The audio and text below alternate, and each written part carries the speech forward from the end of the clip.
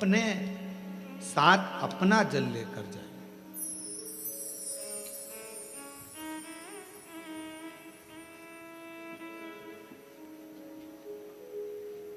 शिव महापुराण की कथा तो यहां तक कहती है कि भगवान की कोई भी स्तुति अगर आपको करना है तो अपने दिल में जो बात आए वो भगवान से कहो। किसी की पढ़ी पढ़ाई, किसी की सुनी सुनाई स्तुति भी हमको नहीं करना। खुद की स्तुति जो आपके दिल से निकल रही हो भगवान के लिए, उसको पुकारने के लिए, उसको बुलाने के लिए, वो स्तुति खुद करी।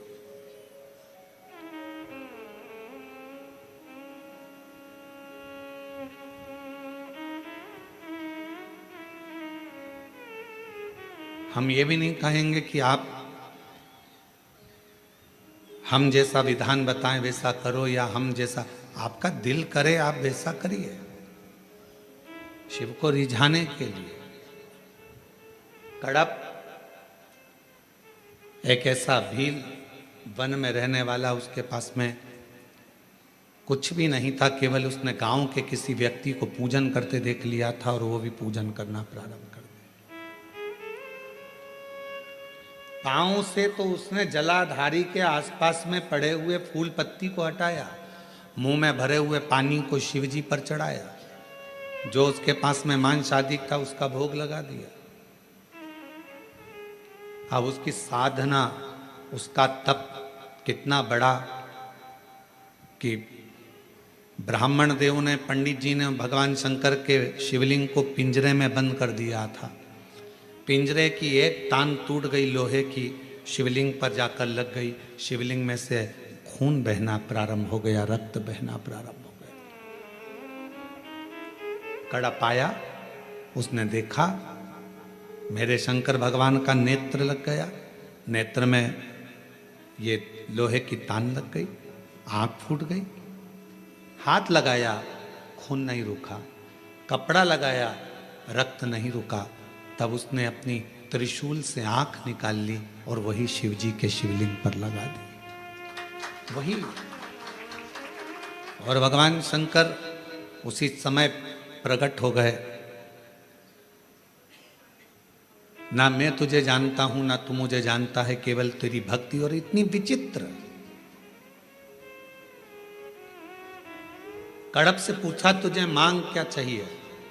कड़प ने कहा बस इतना दे दीजिए कि संसार में रहने वाला कोई मनुष्य जिसको कुछ भी नहीं आता, आपका मंत्र भी नहीं आता, आपकी साधना भी नहीं आती, आपकी स्तुति भी नहीं आती, पूजन करने का तरीका भी नहीं आता, अगर वो आड़ी टेढ़ी भी पूजन करे, कैसे भी आपके मंदिर तक पहुंच जाए, बस आप जैसे मुझ पर कृपा करे हो ऐसी ही कृपा उस पर भी कर देना। ये कड़प ने मांगा।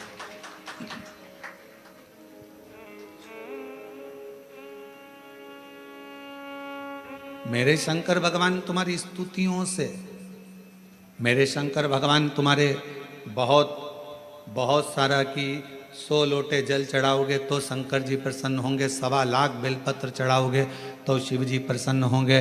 भगवान शंकर के लिए कड़क व्रत करोगे, कुछ भी खाओगे पियोगे नहीं तो शंकर भगवान प्रसन्न होंगे, या अपना घर छोड़ दोगे तो शंकर भगवान प्रसन्न होंगे, या भगवान शंकर को शहद चढ़ाओगे या शंकर भगवान को रस चढ़ाओगे, ये चढ़ाओगे तो शंकर भगवान प्रसन्न होंगे। नहीं रे भाई, शंकर जी को प्रसन्न करने के लिए एक तो दिखावा मत करना, आडंबर मत करना। भगवान शंकर को प्रसन्न करने के लिए कहीं से कर्जा मत करना। भगवान शंकर को प्रसन्न करने के लिए केवल तेरा दिल, तेरा मन हृदय से बैठ जाना और मुख से ओम नमः शिवाय, ओम नमः शिवाय, श्री शिवाय नमस्तुभ्यम का उच्चारण करना। जो तेरे पास में है वो शिव को समर्पित करना, जो तुझे बोलना आता है। जो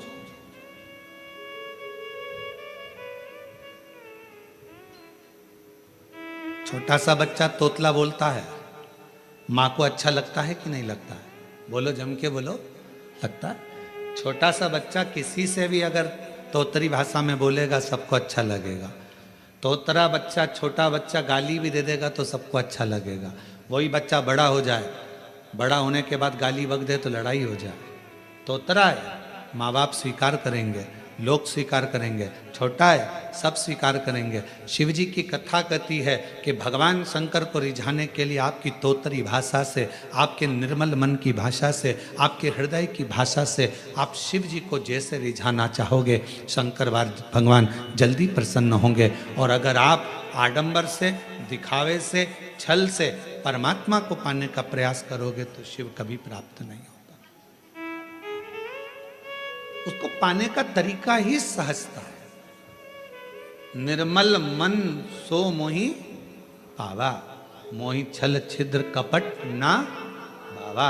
भगवान को पाने का सबसे सुंदर तरीका है कि बस हृदय से उसको पुकार।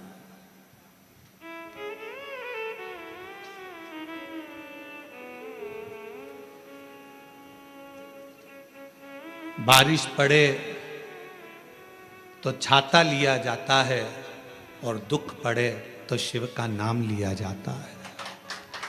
केवल जब दुख आए, तकलीफ आए, कष्ट आए, परेशानी आए, थोड़ा सा भी जीवन में अगर लग रहा है कि हमारी कष्ट की जिंदगी चल रही है, हमारे परेशानी का जीवन चल रहा है, उस समय पर शिव नाम लेना प्रारंभ कर दो। श्री शिवाय नमस्तुभ्यम कहना प्रारंभ कर दो। धीरे धीरे उसका नाम उच्चारण करना प्रारंभ कर दो। घर के दरवाजे पर श्री शिवाय नमस्तुभ्यम लिख दो। गाड़ी पर, बंगले पर, दुकान पर, जायदाद पर उसका नाम लिख दो कि अब हमारे बस का नहीं है, लोग हमको तकलीफ दे रहे हैं, कष्ट दे रहे हैं, अब दुनिया हमारे से नफरत कर रही है, पर मेरे बाबा तू मुझे निभा लेना। पूरी जमीन, जायदाद, मकान, गाड़ी, खुद सब कर श्री शिवाय नमस्तुभ्यम लिख दो, उसके सुप्रत कर दो। एक बहन ने एक पत्र लिखा था कल कि रुद्राक्ष क्यों पहना जाता है, तुलसी की माला क्यों पहनी जाती है। रुद्राक्ष पहनने का कारण क्या है, तुलसी की माला पहनने का कारण क्या है, क्यों रुद्राक्ष पहना जाए, क्यों तुलसी की माला पहनी जाए, उसका कारण क्या है। हम आपसे पूछते हैं, सब बोलना। एक कटोरी में शक्कर ले लो, ठीक है, उसमें तुलसी का थोड़ा सा दल डाल दो, क्या बन गया, जम के बोलो, प्रसाद बन गया। भोजन है, भोजन की थाली में जब तक तुलसी का दल नहीं डाला तब तक वो प्रसाद नहीं हुआ। तुलसी का एक पत्ता, थोड़ा सा दल भोजन की थाली में डल गया, क्या बन गया, प्रसाद। इतना बड़ा भगोना भरकर नुक्ति बनी है, सेव बना है, प्रसाद बना है, उसमें थोड़ा सा तुलसी का दल डाल दो, क्या बन गया, प्रसाद बन गया। अब शिव का प्रसाद कैसे बनता है, तो कहा भगवान के प्रसाद में जो सामग्री हो उसमें बेलपत्री डाल दीजिए, रुद्राक्ष का भाग उसके अंतर्गत, अर्थात भगवान शंकर स्वयं माँ महागौरी से कहते हैं, हे महागौरी, हे गौरी, हे महागौरी। जैसे तुलसी भोजन में डालने पर प्रसाद बन जाती है, उसी तरह संसार का मनुष्य जब किसी रुद्राक्ष को अपने गले में धारण करता है तो वो मेरे लिए प्रसाद बन जाता है, मेरा अपना बन जाता है, उसको मैं स्वीकार कर लेता हूं, वो मेरा अपना है। अब प्रसाद को आप लोग नाली में फेंकते हो क्या, प्रसाद को आप गटर में फेंकते हो क्या, प्रसाद को आप कहीं गलत जगह डालते हो क्या, नहीं, क्योंकि वो प्रसाद बन गया। गले में अगर रुद्राक्ष की माला आ गई, एक रुद्राक्ष तुम्हारे गले में लाल धागे में पड़ा हुआ है, तुलसी की माला तुम्हारे गले में पड़ी हुई है, आप भगवान का प्रसाद हो। अगर चलते फिरते मौत का किसका ठिकाना, मृत्यु का किसको भरोसा, कब प्राण छूट जाए। अगर हमारे गले में रुद्राक्ष पड़ा है, तुलसी की माला पड़ी है और हमारे प्राण छूट भी गए तो हम वो प्रसाद हैं कि हमें नरक में नहीं पटका जाएगा, गलत जगह पर नहीं पटका जाएगा, हमको श्रेष्ठ जगह पर रखा जाएगा। प्रसाद को नाली में नहीं डालते, प्रसाद को गटर में नहीं डालते, रुद्राक्ष पहनने वाला, तुलसी की माला धारण करने वाले को गलत जगह पर नहीं भेजा जाता, गलत जगह पर। आप गले में अगर रुद्राक्ष धारण करते हो तो शिव का प्रसाद हो, और जितने शिव भक्त इस ऑनलाइन शिव महापुराण की कथा को आस्था चैनल पर श्रवण कर रहे हैं, फेसबुक यूट्यूब पर सुन रहे हैं और सोशल मीडिया पर इस कथा को अगर श्रवण कर रहे हैं, तो उनसे कहूँगा अपने गले में एक रुद्राक्ष अवश्य डालो। तुलसी की माला भी अगर है तो भी एक रुद्राक्ष जरूर डालो। क्यों? अगर गूगल पर सर्च करोगे, फेसबुक यूट्यूब पर सर्च करोगे, इंस्टा पर सर्च करोगे, तो उसमें आपको मालूम पड़ेगा एक रुद्राक्ष यदि हमारे गले में होता है तो हमारी बीपी, शुगर, थायराइड इन सब को लेवल में रखता है और वो ना शुगर बढ़ने देता है, ना शुगर घटने देता है, ना बीपी बढ़ने देता है, ना बीपी घटने देता है। एक रुद्राक्ष अपने गले में होना चाहिए।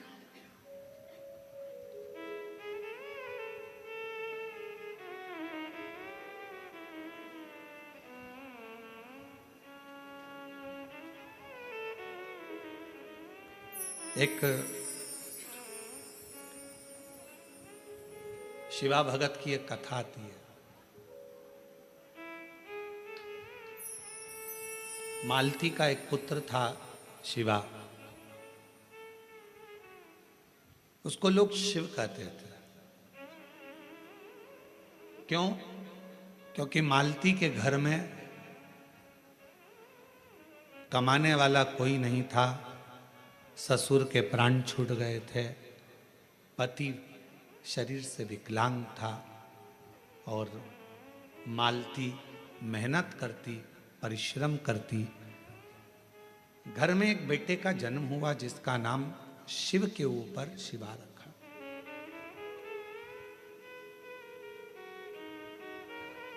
पति विकलांग है, पत्नी कमाने जाती है, मेहनत करती है, परिश्रम करती है। एक अगर घर में तकलीफ है, घर में कष्ट है, परेशानी है, कलिकाल का समय है, कलयुग का समय है, शास्त्र कहता है कि इस कलिकाल में धर्म पत्नी को पति के कदम से कदम मिलाकर साथ देना चाहिए, मेहनत में, परिश्रम में आगे रहना चाहिए।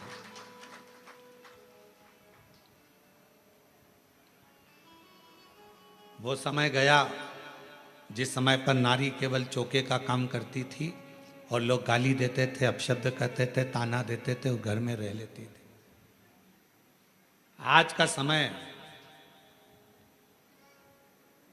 एक बेटी अपनी सेना को लेकर जाती है और पूरे पाकिस्तान को हिलाकर आ जाती है। आज का वो युग है।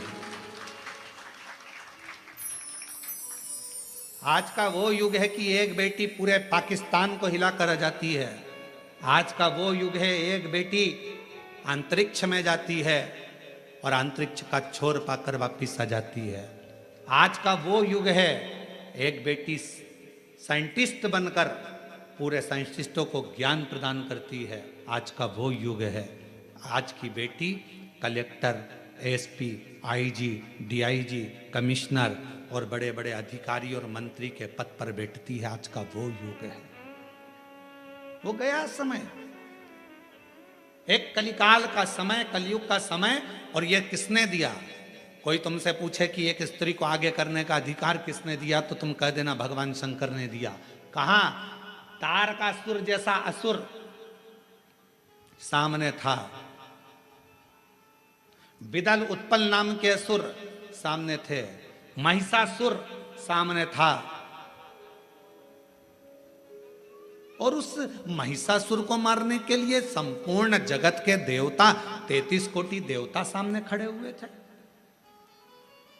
पर महिषासुर नहीं मरा। आखिरी में विदल उत्पल को मारने के लिए भी मां जगत जननी जगदम्बा को आगे करा गया और महिषासुर को मारने के लिए भी जगदम्बा को आगे करा गया। शंकर भगवान ने कितना सुंदर शब्द किया। पार्वती जी कहती हैं मैं आगे बढ़ूं, शंकर जी कहते हैं एक स्त्री पुरुष से ज्यादा बल रखती है, क्यों चिंता करती हो? एक लाइन आती है, तेरे भक्त जनों पर माता भीड़ पड़ी है भारी। दानव दल पर टूट पड़ो मार, करके सिंह सवारी। सो सिंहों से बलशाली, अष्टभुजाओं वाली, दुखियों के दुख निवारती। ओ मैया हम सब उतारे तेरी आरती। कितने सिंह? जम के बोलो जरा, फिर से लाइन बोलो। सो सिंहों से बलशाली, अष्टभुजाओं वाली, दुखियों के दुख निवारती। 100 सिंहों से तू बलशाली है जगत जननी, 100 सिंहों से। आप जरा विचार करिएगा, किसी व्यक्ति को अगर संबोधित किया जाता है ये तो शेर है, मतलब वन ओनली एक, और बहू को सम्मानित किया जाता है 100 पे भारी है। बोलो सही है कि गलत है? एक व्यक्ति को संबोधित किया जाता है वन ओनली, शेर है, और अगर स्त्री को संबोधित किया जाता है तो कभी कभी सास भी कह देती है मेरी बहू तो 100 पे भारी। किसकी सुने? 100 पर भारी। इतनी बोलती है, इतना बोलती है कि 100 लोग बोले इतना बोलती है, इतना तेज है, इतनी तेज, पूरा मार्केट करके गाड़ी उठाए, भुड़ भुड़ करके जाए, पूरा मार्केट करके 100 पर। बोलो बोलो, सत्य है कि गलत है? संबोधन अब किसी व्यक्ति के लिए ये तो शेर है, शेर ओनली वन, और वो 100, पूरी 100 भारी है। 100 सिंहों से बलशाली, अष्टभुजाओं वाली, दुखियों के दुख निवारती। ओ मैया हम सब उतारे तेरी आरती। अब 100 सिंहों के बराबर उसमें बल है। शंकर भगवान आज के युग में, कलयुग में, अगर स्त्रियां नारियां आगे आकर कार्य कर रही हैं, स्त्रियां आगे बढ़ी हैं, तो इसमें सबसे बड़ा योगदान, सबसे बड़ी कृपा मेरे देवादिदेव महादेव की है, जिन्होंने पार्वती जी को आगे करा, मां जगदम्बा को आगे करा। तू असुरों को मार सकती है, तो भद्रकाली बन सकती है, तो कुष्मांडा बन सकती है, तो स्कंदा बन सकती है, और एक समय ऐसा आए तो तू अन्नपूर्णा भी बन सकती है। याद करिए, जब पूरा विश्व भूख से बिलख रहा था, पूरा विश्व, अकाल पड़ गया पूरी सृष्टि में, तड़पने लगे लोग, पक्षी मरने लगे, पशु मरने लगे, मानव मरने लगे, कुछ नहीं बचा। शिव अखंड समाधि में डूबे हुए थे, और शंकर भगवान अखंड समाधि में थे। देवता आए शिव जी से प्रार्थना करने के लिए, शिव जी उठते नहीं। ब्रह्मा जी आए, शिव जी उठते नहीं। इंद्र आए, शिव जी उठते नहीं। अखंड समाधि में लगे भगवान देवादिदेव महादेव, उठने का नाम नहीं, नेत्र बंद, क्या हो रहा है मालूम नहीं। पर पार्वती माता से रहा नहीं गया, सूचना मिली पूरा ब्रह्मांड हिल रहा है, सब भूख और प्यास से तड़प रहे हैं। तब माँ अम्बा जगदम्बा माता पार्वती ने विचार करा, मेरे बच्चे, ये संसार के लोग भूख से तड़प रहे हैं। तब मेरी माँ अम्बा जगदम्बा जी ने तुरंत अन्नपूर्णा का रूप धारण करा, भूमि पर चरण रखकर धान उत्पन्न किया,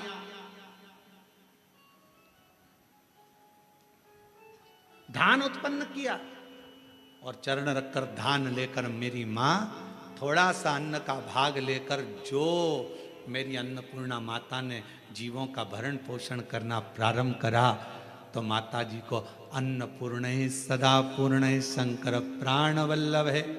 भगवान शंकर की प्रिया माँ जगत जननी पार्वती जी जगत का भरण पोषण करने वाली हो गई। भगवान शिव के नेत्र खुले, शंकर भगवान के नेत्र खुलते से ही उनको भी, जब बहुत हजारों वर्ष की तप साधना कर ली तो उठते से ही कुछ भूख से भाव में आई, भोजन का भाग मांगने के लिए स्वयं अन्नपूर्णा के दरवाजे पर चले गए। स्वयं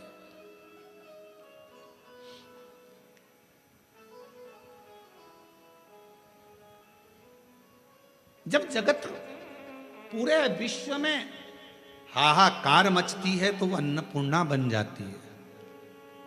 अगर नारी को अगर शक्ति दी है तो किसने दी? शिव ने। शंकर भगवान के सारे चरित्रों को उठाकर देखिएगा, केवल देवाधिदेव महादेव अपना अर्ध नारीश्वर स्वरूप का दर्शन कराते हैं। आधा शिव आधा पार्वती। पार्वती तू मेरी शक्ति है, शक्ति ही शिव है और शिव ही शक्ति है, दोनों। अब उसको समझने वाला समझे, ना समझने वाला ना। मालती बेटे का नाम शिवा रख दिया। पति पांव से विकलांग था, करता कुछ नहीं था। अकेली मेहनत करने जाती है, परिश्रम कर। अब दुनिया की रीति है, जब एक नारी पुरुष की तरह आगे बढ़कर काम करती है और आगे बढ़ने का प्रयास करती है तो दुनिया के लोग ताना देने का प्रयास करते हैं। उसका विल पावर कमजोर कैसा करा जाए, उसको तोड़ा कैसे जाए, उसको झुकाया कैसे जाए, उसको अंदर से तोड़ने का प्रयास करते हैं। पर जितनी भी मेरी बेटियां इस कथा को सुन रही हैं, जितनी मेरी जीजियां इस कथा को सुन रही हैं, जितनी मेरी माताएं इस कथा को श्रवण कर रही हैं, दुनिया का कोई व्यक्ति तुम्हें कितना भी ताना दे दे, कितनी भी गाली दे दे, तुम्हारे ऊपर कितना भी अपशब्द कह दे, तो भी अंदर से टूटना मती, दमदारी से चलते रहना, आगे बढ़ते रहना। तुम्हारा कर्म तुम्हारा जवाब देगा, तुम्हारा कर्म तुम्हारा जवाब देगा। तुम तो बढ़ते चलो, हाथी की अलमस्तता में आगे बढ़िए, कुत्ते पीछे चिल्लाते रहेंगे। कुत्तों की वो औकात नहीं होती जो सामने आकर भोग दें, कुत्ता हमेशा पीछे ही भोगता है। तुम अपनी अलमस्ती में चलो मेरी बहनों, तुम अपनी अलमस्ती में चलिए मेरी जीजियों, अपनी लगनता, अपनी कर्मता। मैं मेहनत करूंगी, पढ़ाई करूंगी, परिश्रम करूंगी, मैं आगे बढ़ूंगी। लोग ताना देंगे, अपशब्द कहेंगे, गालियां देंगे, आपके बारे में आड़ा टेढ़ा विचार रखेंगे, पर आप एक हाथी की तरह बढ़ते चले जाना, क्योंकि कुत्ता पीछे ही भौंकता है, हाथी के सामने नहीं आ पाता। कुत्ते का काम है पीछे भौंकना, वो हाथी के सामने नहीं आ पाता, क्योंकि कुत्ते को भी मालूम है कि हाथी के पांव में वजन है, सामने आऊंगा तो दुमस देगा, इसलिए कुत्ता केवल पीछे ही भौंकता है, उसकी वहीं तक सामर्थ्यता है।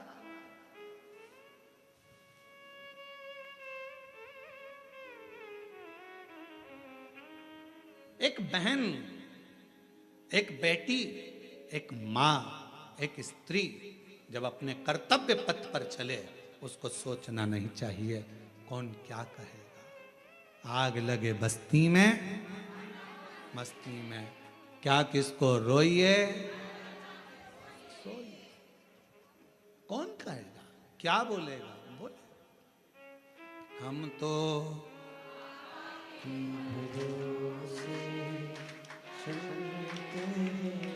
हम तो बाबा के भरोसे चलते हैं, ये दुनिया वाले जलते हैं, ये दुनिया वाले जलते हैं, डमरू वाले के भरोसे चलते, काशी वाले के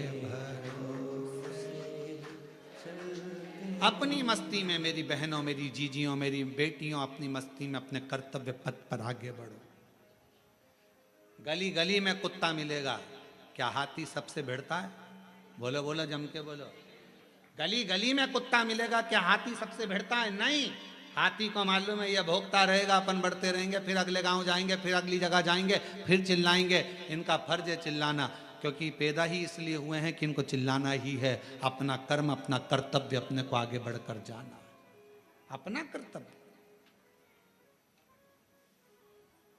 आगे बढ़ते चलो, बढ़ते चलो। शिव कथा कर रही है। मालती ने विचार करा कि घर को चलाना है, बेटे का जन्म हुआ है, बेटे का नाम शिवा रखा है। शिव कहती है माँ। धीरे धीरे बच्चा एकांत रहने लगा। समय बीता। एक दिन माँ काम में लगी रहती, बच्चे को घर में जब भरण पोषण का कुछ ना पड़ा, कुछ भी। जिस जगह पर माँ काम करती थी उसी जगह पर उस बच्चे को काम पर लगा दिया और कह दिया मेरा स्वास्थ्य ठीक नहीं, सेठ जी मैं आपकी दुकान पर आपके घर पर कार्य करने नहीं आ सकती, अब मेरा पुत्र है। ये कथा कोई पुरानी नहीं, इसी कलयुग की है, इसी कलयुग। आपके यहां ये मेरा पुत्र आएगा। छोटा सा लड़का, 9 वर्ष की उसकी आयु, सेठ जी के घर कार्य करने जाता तो सेठ जी का गांव बहुत दूर था। वहां से आता, बेटे को भय लगता, डर लगता, क्या करे। माँ के पास आकर बोला माँ, सेठ जी कभी रात्रि को छोड़ते अकेले जंगल में आने में मुझे भय लगता है। माँ कहती क्या भय। हाथ पकड़ा बेटे का माँ ने, शंकर भगवान के शिवालय में लेकर गई। शिव जी के गले में पड़ी हुई रुद्राक्ष की माला निकाली, माला निकालकर बेटे के गले में डाल दी और कह दिया केवल तू अकेला नहीं, तेरा महादेव तेरे साथ चलेगा, हर पल हर घड़ी हर क्षण रहेगा। और मालती की कथा कहती है, भगवान शंकर का चरित्र कहता है, रात्रि के समय पर बेटा शान से धड़क बेधड़क चलकर आता था। एक समय कोई प्रेत सामने से, कोई प्रेत पेड़ पर से लटकता हुआ दिखा। इस बालक को भय ना लगा, इसने हाथ जोड़कर प्रणाम कर कर कहा तुम कौन हो, कौन हो। कहा मैं प्रेत हूं, अधोगति में मरा हुआ हूं, मेरी गति नहीं, मेरी मुक्ति नहीं। तो फिर आपका मोक्ष नहीं हुआ तो मेरे जैसे मनुष्य को आपकी वाणी क्यों सुनाई दे रही है। प्रेत का शब्द एक एक शिव भक्त के हृदय में बैठना चाहिए। इस प्रेत के शब्द को, प्रेत कहता है मैं मनुष्य जैसी वाणी नहीं बोल सकता था। प्रेत कहता है मैं आपसे बात नहीं कर सकता था क्योंकि मैं प्रेत हूं, पर आप रोज प्रतिदिन रुद्राक्ष की माला को धारण कर कर यहां से निकलते हो। आपके जाने के बाद आपके चरण की जो रज है, धूल, वो उड़ती है, पेड़ों की पत्ती पर जाती है, वो हवा में मुझे मिलती है। उसके कारणवश मुझे थोड़ा सा बल मिला है जिससे मैं बोल भी सक रहा हूं और आपसे बात भी कर सक रहा हूं। ये मुझे बल मिला है। क्या चाहते हो, क्या चाहते हो। बस एक निवेदन है, कभी मौका मिले तो इस पथ से, आपसे निवेदन है कि आप इस पथ से जाना बंद ना करिएगा। जब भी मौका मिले इस पथ से जरूर जाइएगा। उस शिवा पुत्र ने कह दिया मैं जरूर जाऊंगा। निकलते रहे, निकलते रहे, निकलते रहे, निकलते रहे, निकलते रहे, उसी पथ से निकलते रहे। एक दिन वो प्रेत योनि से छूट गया, देव योनि में आ गया। कानों में कुंडल धले थे, सिर पर मुकुट पहना था, गले में हार पहना था, सुंदर पीतांबर पहना हुआ था और सुंदर हाथ में एक शस्त्र लिया हुआ था। हाथ जोड़कर खड़ा हो गया, आज मैं प्रेत योनि से मुक्त होकर देव योनि में आ गया, ये आपकी कृपा है। उस शिवा पुत्र ने कहा मेरी कृपा कैसे, मैंने तो कुछ करा ही नहीं, बस आपके गले में पड़े हुए रुद्राक्ष को पहनकर आप जाते थे और आपके रज से मैं कृतार्थ होता चले गया, मेरा उद्धार होता चले गया। उस प्रेत ने जो कहा, कितनी सुंदर बात कही। अगर रुद्राक्ष पहनकर कोई संसार का मनुष्य किसी मार्ग से निकल कर जाता है तो ना जाने कितने कितने प्रेतों का और जीवों का कल्याण करते करते जाता है। सांसारिक मनुष्य की तो बात ही दूसरी है। और शंभु शरण मांगो दुख काटो दया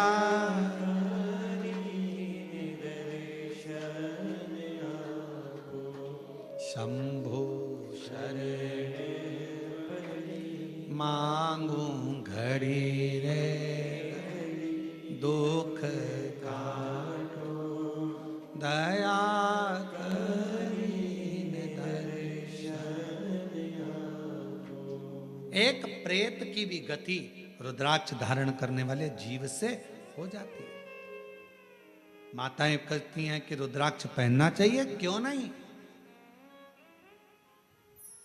हम तुलसी की माला पहने कि रुद्राक्ष पहने, दोनों पहनो, कोई दोष तो नहीं लगेगा। कहां लिखा कि तुलसी पहनने वाले को रुद्राक्ष नहीं पहनना चाहिए, रुद्राक्ष पहनने वाले को तुलसी नहीं पहनना चाहिए। जब भगवान राम भगवान शंकर जी की आराधना करते हैं और शंकर जी भगवान राम की आराधना करते हैं तो दोनों के लिए समता है। किसी के लिए ना तुलसी से बैर ना रुद्राक्ष से बैर, दोनों धारण कर सकते। गले में एक रुद्राक्ष का मन का आपके जीवन में ना जाने कितनी व्याधियों से, कितने दुखों से तुमको निकाल देता है, कितने दुखों से। एक पत्र है, देखिए।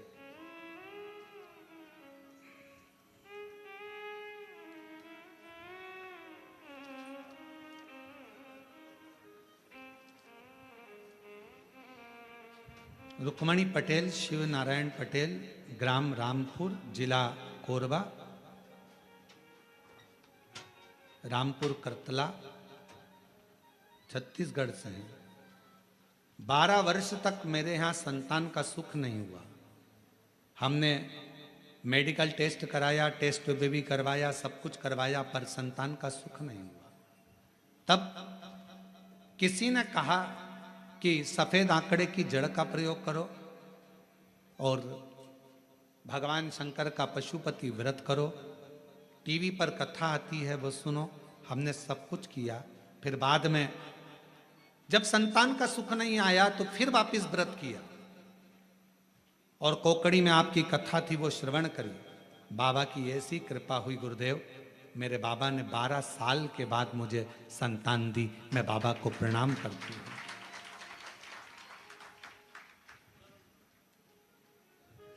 एक पत्र और बड़ा सुंदर है।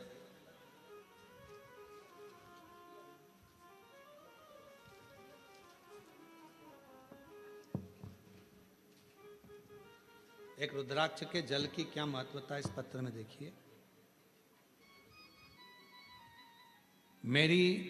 मेरा नाम श्रीमती रितु डिक्सेना, ग्राम हरदी बाजार में रहती हूँ।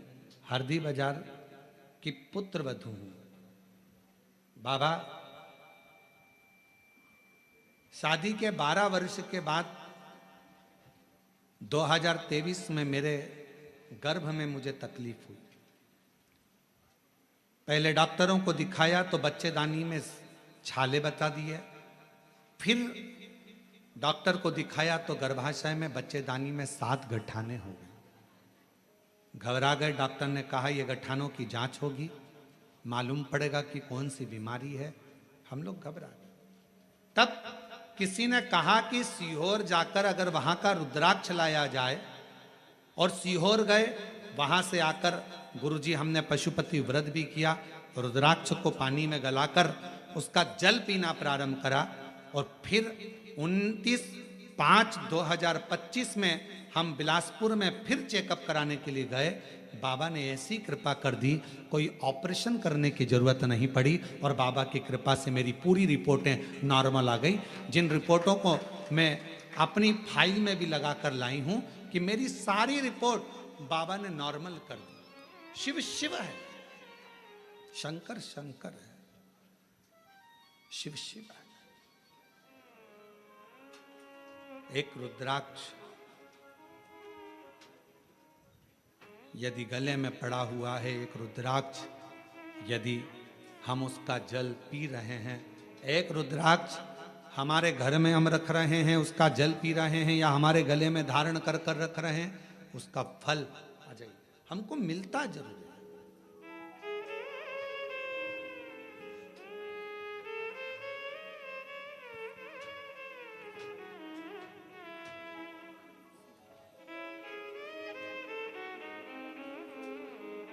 ठीक है। इसको हो गया था प्रॉब्लम, ठीक है, हो गया। बाबा की कृपा। आप ही को तकलीफ हो गई थी, बच्चादानी में 7 गठाने हो गई थी और छाले पूरे बच्चादानी में हो गए थे। डॉक्टर की कृपा, भगवान शिव की करुणा और साथ में शिव की उदारता से रुद्राक्ष के जल से आज पूरी बच्चेदानी की गठाने भी गल गई, छाले भी समाप्त हो गए और शिव की कृपा। और तेरी कृपा का क्या है भरोसा, कब किस पर हो जाए, जरा सी हम पर कर दो, जरा सी हम पर कर दो। तेरी कृपा का क्या है भरोसा, कब किस पर हो जाए, जरा सी हम पर कर दो, जरा सी हम पर कर दो। जिस पर भी हो गई तेरी कृपा करुणा, वो भव पार हुआ, भव पार हुआ। पापी हो चाहे जितना, उसका भी बाबा उद्धार हुआ, उद्धार हुआ। गिद्ध अजामिल गणिका जैसे तेरे मन को भा, जरा सी हम पर कर दो, जरा सी हम पर कर दो। तेरी कृपा का क्या है भरोसा, कब किस पर हो जाए, जरा सी हम पर कर दो, जरा सी हम पर कर दो। शिव कृपा, शिव करुणा। एक छोटा सा रुद्राक्ष गले में पड़ा रहने, डले रहने, कितनी कितनी तकलीफों से, कितने कितने दुखों से, कितने कितने कष्ट से वो रुद्राक्ष आपको निकाल देता है, कितने कष्टों से।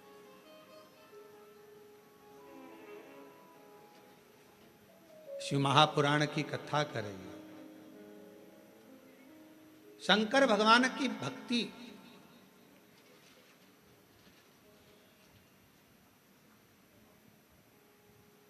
किसी का भला करने में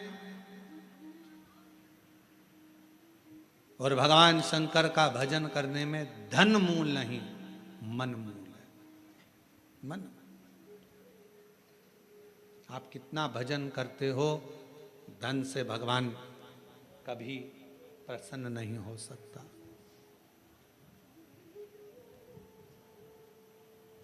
धन से भगवान कभी प्रसन्न नहीं, आडंबर से भगवान कभी प्रसन्न नहीं हो सकता। क्या था माता पार्वती जी के पास में? जिस समय मां पार्वती जी की अवस्था 6 वर्ष की हो गई और मां पार्वती जी अपना भवन छोड़कर वन में चली गई अपनी सहेलियों के साथ। एक गुफा में प्रवेश कर गई माता पार्वती जी। छोटी सी गुफा में रहकर माता पार्वती जी ने तप साधना प्रारंभ कर दी। क्या था पार्वती जी के पास में? ना मां पार्वती जी हिमालय राज की नगरी से ना पात्र लेकर गई थी, ना पूजन का कोई सामान लेकर गई थी।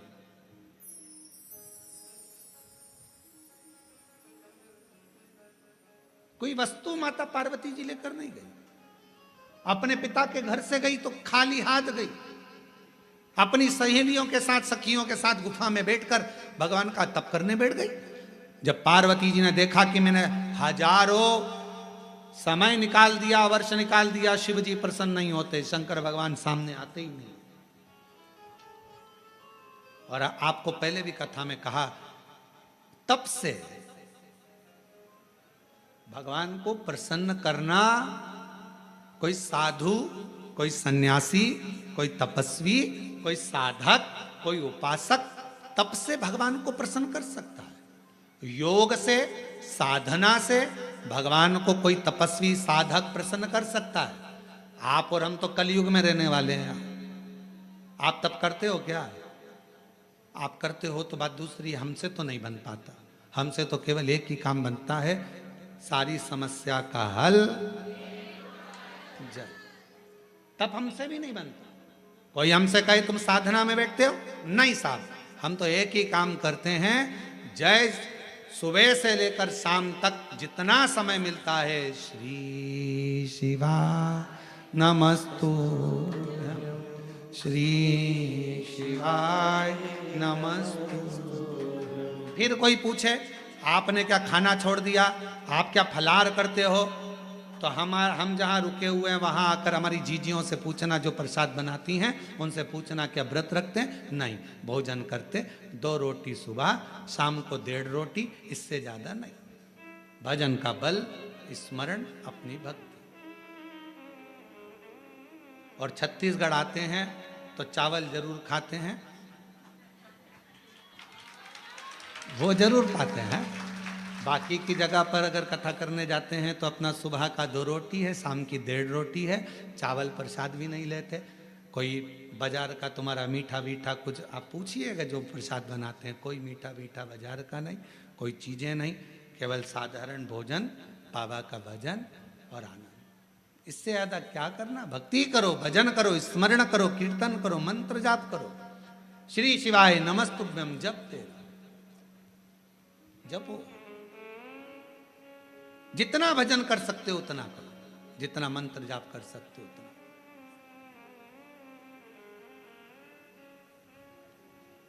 और हम तो शर्मा जी आपसे भी कहेंगे, हमारा जो प्रसाद बनता है उसमें थोड़ा प्रसाद कभी योग बन जाए तो पाना, शंकर जी की प्रसादी कभी योग बने तो जरूर लीजिए प्रसाद का भाव। और बनाने वाला भी कौन होता है? माताएं तो रोटी सेकती हैं और हमारे पंडित जी सब्जी से बनाते हैं, या आशीष भैया सब्जी बना देते हैं। जो भाजी अपने बच्चे लोग बनावे, पा लिया आनंद। शिव तत्व की प्राप्ति हो, शिव तत्व। ना हमसे तब बनता, और हमें भरोसा है आपसे भी नहीं बनेगा। आपसे कोई कहते पेड़ के नीचे बैठी रहे, सिर पे पल्लू लेके बैठी 4 घंटे, तो बनेगा? घर छोड़ सकते हो? नहीं। नदी पर जाकर बैठ सकते हो? थोड़ा सा नदी में पानी बड़ा, बारिश में तो पीछे खसक जाओगे, तुरंत नहीं बन सकता। ना हमसे तब बन रहा है, ना साधना बन रही है, ना हमसे कोई ऐसा व्रत बन रहा है। पहले के व्रत आज के व्रत में अंतर है। आज के व्रत में तो पेट भरकर फराल कर लो, फिर भूख लग जाती है, फिर सेव फल खा लिया, केला खा लिया, पपीता खा लिया, रात्रि के फिर फलहार की तैयारी, फिर वो खाने के बाद फिर दूध पीने की तैयारी, फिर आधी रात को फिर पति को नींद नहीं आ रही, पति बोले तेरा व्रत है, हाँ आज एकादशी है। पति ने मन में सोचा 11 बार खा लेती, एकादशी पूरी हो जाती, क्यों ना खा। व्रत नहीं, ना हम तप कर पा रहे, ना साधना कर पा रहे, ना व्रत कर पा रहे कली काल में। इसलिए तुलसीदास बाबा ने लिख दिया, कलयुग केवल नाम धारा। इसलिए तुलसी बाबा ने लिखा, कलयुग में कुछ नहीं बने तो एक काम करो, राम राम राम राम जपते रहो, शिव नाम जपते रहो, कृष्ण नाम जपते रहो। तुम्हारे दिल में जो बैठ जाए, जिसका तुम भजन कर सकते हो उसको भजो। भगवान का भजन करने में मन लगा लो। तुम जितना जपोगे आडंबर से दूर रहोगे, तुम जितना जपोगे सबसे दूर रहोगे। इसलिए कलिकाल में एक नियम बना लिया, सारी समस्या का हल जल। फुर्सत मिले 2 मिनट जाओ, शंकर जी को जल चढ़ाओ। अपने शिव के लिए अगर तुम 2 मिनट का समय मंदिर जाने का निकाल लोगे तो भगवान शंकर भी अपने समय में से तेरा दुख हरने के लिए तेरे दरवाजे पर आकर खड़ा हो जाए। समय निकालो। आजकल का जमाना यही है, तुम किसी के यहाँ जाओगे तो कोई तुम्हारे यहाँ बोलो तो आएगा। बहन के घर शादी में जाओगे तो बहन तुम्हारे घर शादी में, तुमने अपनी बहू को भेज दिया तो वो भी बहू को भेज देगी। और तुम्हारे जाने में और बहू के जाने में अंतर है। बहू शादी में जाती है, काम वाम नहीं करती, कुर्सी पर डेंटिंग पेंटिंग करके बैठ जाती है। काम करेगी क्या?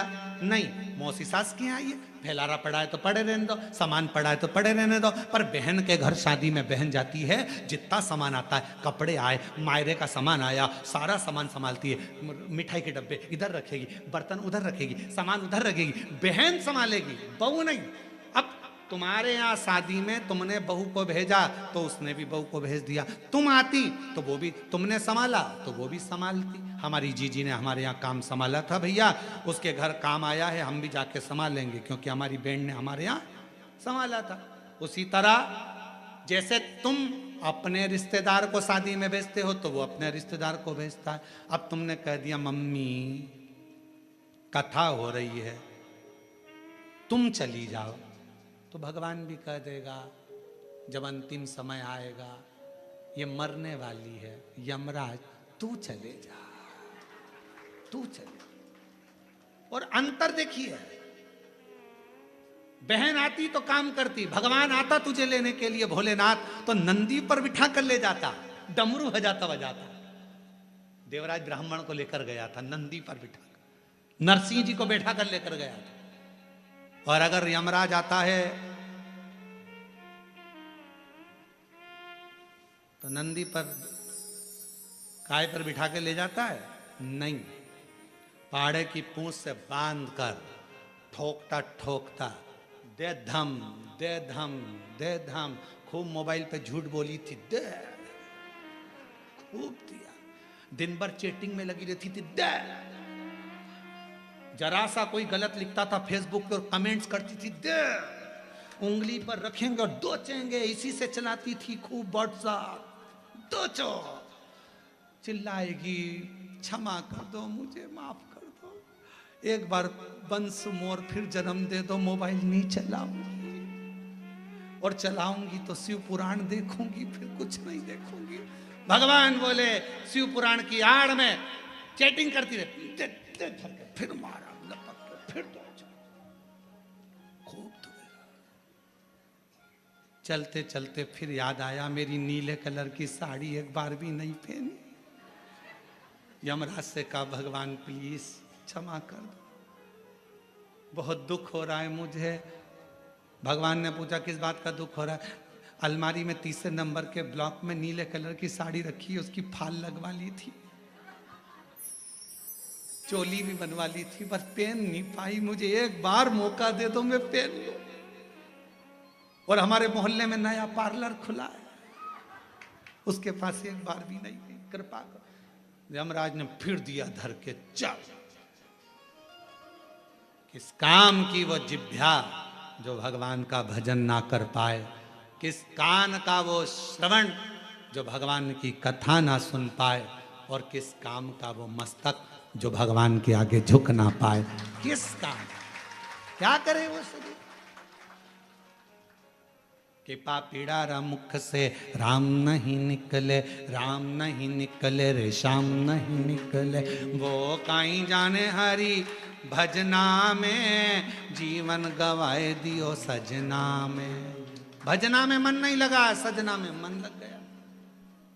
हम तो कई बार कथाओं में कह देते हैं, लोगों को बहुत बुरा लगता है कि आप जितना समय दर्पण को देती हो ना, जितना समय दर्पण को देती हो ना, जितनी देर कांच के सामने रहती हो, पेंसिल से लाइन खींचना, डब्बा भरना, फिर सुरमा लगाना, फिर डेंटिंग पेंटिंग, जितना समय दर्पण में देती हो उसका आधा समय भी अगर मेरे शंकर को दे दिया तो सुंदरता मेरा शिव देगा। आधा समय निकाल कर भगवान शिव को दीजिए। और पुरुषों से निवेदन है, जितना समय फालतू की चर्चा में, व्यर्थ की बातों में, व्यर्थ के कमेंट्सों में और व्यर्थ की बातों में लगाते हो ना, उतने में से आधा समय निकाल कर मेरे शंकर के मंदिर में अपनी पत्नी को साथ लेकर एक लोटा जल चढ़ाने जा, तेरी पूरी जिंदगी संवर जाएगी। थोड़ा सा समय निकाल। अभी कावड़ चल रही है, पूरे भारत में कावड़िया कावड़ लेकर जा रहे हैं। जितने कावड़िया भारत की भूमि पर कावड़ लेकर जा रहे हैं, उनके चरणों को मैं नमन करता हूं। कोरबा की इस भूमि से मैं दंडवत प्रणाम करता हूं कि कावड़िया सनातन धर्म को जागृत कर रहे हैं। एक कावड़िया 50 व्यक्ति को जागृत करता है, सनातन धर्म को मजबूत करता है।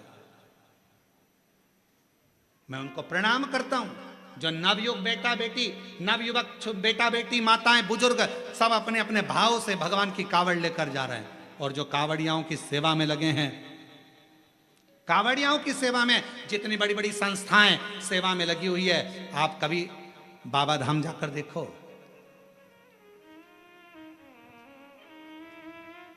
गए हो आप लोग बैद्यनाथ जी? बाबा धाम बैद्यनाथ गए हैं? कावड़ भर के आए हो पहले कभी?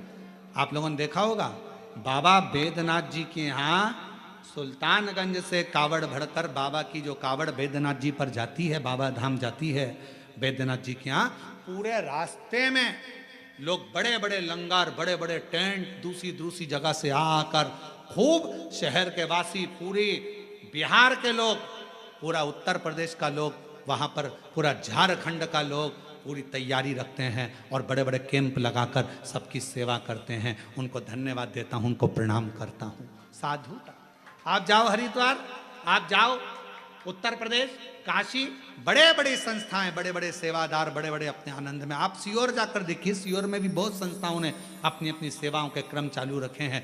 करा रहे लोगों का मुख झूठा, किसी को पानी पिलाना, किसी को चाय पिलाना, किसी को नाश्ता कराना, अपने आनंद के साथ कर रहे हैं, भगवान की भक्ति के साथ। देखो, और कुछ लोग संसार में ऐसे भी पैदा हुए हैं जो कावड़ भरने के लिए जा रहे हैं। तो क्यों जा रहे हैं, क्यों टाइम बर्बाद कर रहे हो, क्यों कर रहे हो, क्यों लंगर चला रहे हो, क्यों भंडारा कर रहे हो, उसमें भी तकलीफ उनको हो रही। क्यों? क्योंकि ये सनातन धर्म को कभी मजबूत होता नहीं देख सकते, कभी। इन्होंने जिंदगी भर केवल एक ही कसम खाई है कि हम सनातन को नीचे ले जाएंगे, ऊंचा नहीं। सनातन को ऊंचा ले जाने का प्रयास करो। इस भारत की भूमि को फिर विश्व गुरु बनाने का प्रयास करो। इस भारत की भूमि को फिर श्रेष्ठ बनाने का प्रयास, अग्रता रखिए। साधुता है। और भारत की भूमि पर ऐसे ऐसे मुख्यमंत्री हुए हैं जो कावड़ियाओं पे फूल की वर्षा कर रहे हैं। साधुता है इनको, बहुत बहुत साधुता। शिव तत्व को पहचान। भगवान को पाने के लिए धन की जरूरत नहीं, मन की जरूरत है, संपदा की जरूरत नहीं है। आपका मन जितना प्रबल होगा, शिव उतना ही जल्दी। मेरे शंकर भगवान को राजी करने के लिए मां जगत जननी जगदम्बा एक गुफा के अंदर प्रवेश कर गई। माता के पास में कुछ भी नहीं, पिता के पास से कुछ भी लेकर नहीं, कुछ भी नहीं, कोई वस्तु नहीं, कोई सामग्री नहीं, खा लिया। संसार की रीत है, मुट्ठी बांधे आया जग में। बोलते जाओ, आप लोगों को मालूम होगा। मुट्ठी बांधे आया जग में, लोग कहते हैं हाथ पसारे जाएगा। क्या तू लेकर आया जग में, क्या तू लेकर जाएगा। परशु महापुराण की कथा कहती है, मुट्ठी बांधे आया जग में, हाथ पसारे जाएगा, पर क्या लेकर आया इसका तो नहीं मालूम। पर इतना जरूर है, जो पुण्य तूने करा, जो सत्कर्म तूने करा, जो तूने भूखे को भोजन, प्यासे को पानी पिलाया, वो तेरे साथ जरूर जाएगा। तेरा सत्कर्म तेरे साथ जरूर जाएगा। तेरा सत्कर्म बंद है, बंद है दोनों। तेरा सत्कर्म तेरे साथ जाएगा, तो अच्छा कर्म कर। और जितने अच्छे कर्म से, जितने अच्छे कर्म के अनुसार, जितने कर्म के अनुकूल तो अच्छा कर्म करेगा, उसके अनुकूल तेरे को फल जरूर मिलेगा। फिर निवेदन, मत बुरे कर्म कर बंदे, वरना पछताएगा। भगवान की आंखों से तू बच नहीं पाएगा, तू बच नहीं पाएगा। अरे ओ अज्ञानी मत करना दानी, अरे ओ अज्ञानी मत करना दानी। तेरे कर्म का फल भी तू ही पाएगा, जैसा किया तूने तेरे आगे आएगा। मत बुरे कर्म कर बंदे, वरना पछताएगा। भगवान की आंखों से तू बच नहीं, हो गया, तू बच नहीं पाएगा। अरे ओ अज्ञानी मत करना। अपने कर्म का दंड अपने को भोगना, पर दुनिया को अपना कर्म दिखता कहाँ है?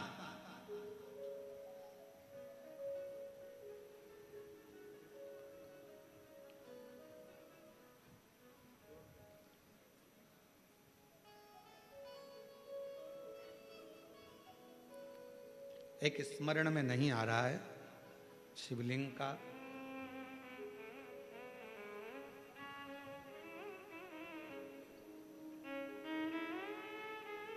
ओमकारेश्वर में कौन कौन गया है? ओमकारेश्वर गए हो आप लोग? ओमकारेश्वर की फिर बंद हो गए। ओमकारेश्वर की जब आप परिक्रमा करेंगे और ओमकारेश्वर की परिक्रमा करते समय जब आप ऊपर पहाड़ी की ओर बढ़ेंगे, ओमकारनाथ जी की पहाड़ी की ओर बढ़ेंगे,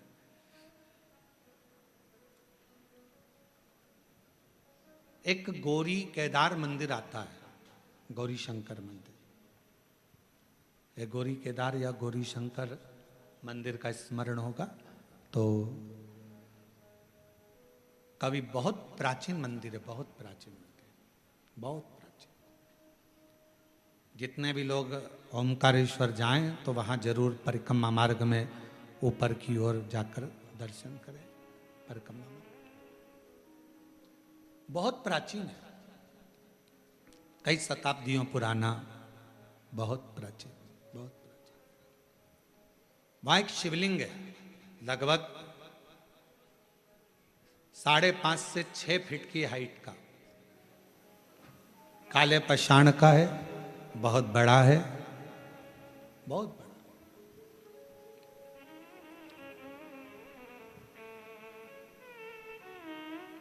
जब मुगलों का राज्य हुआ, उस मंदिर में शंकर भगवान के शिवलिंग में एक बड़ा सा दर्पण लगा हुआ था, एक हीरा लगा हुआ था, एक बड़ा सुंदर दर्पण, बड़ा सुंदर हीरा लगा हुआ, हीरे से परिपूर्ण था शिवलिंग। उस दर्पण का काम क्या था?